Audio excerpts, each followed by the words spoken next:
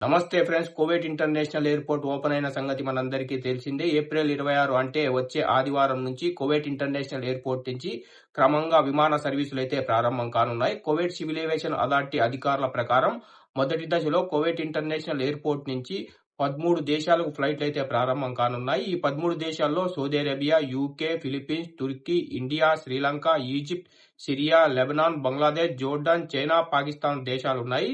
మొదటి దశలో రోజుకు సుమారు 20 డిపార్చర్ ఫ్లైట్లు, అలాగే 20 అరైవల్ ఫ్లైట్లు ఉంటాయి. అంటే మొత్తం ప్రతిరోజు కువైట్ ఇంటర్నేషనల్ ఎయిర్పోర్ట్లో 40 ఫ్లైట్లు ఆపరేట్ అవుతాయి. మొదటి దశ ట్రయల్ లాంటిది. ఎక్కడైనా సమస్యలుంటే గుర్తించి తర్వాత దశలో మరింత మెరుగ్గా ప్లాన్ అయితే చేస్తారు. అధికారులు ఏం చెప్తున్నారంటే ప్రయాణికుల సేఫ్టీ అత్యంత ప్రాధాన్యమని అన్ని దేశాల ఎయిర్పోర్ట్లతో కోఆర్డినేట్ చేసి కువైట్ ఇంటర్నేషనల్ ఎయిర్పోర్ట్ నుంచి విమాన సర్వీసులు ప్రారంభిస్తున్నామని కువైట్ సివిల్ ఏవియేషన్ అథారిటీ అధికారులు అయితే చెప్తున్నారు.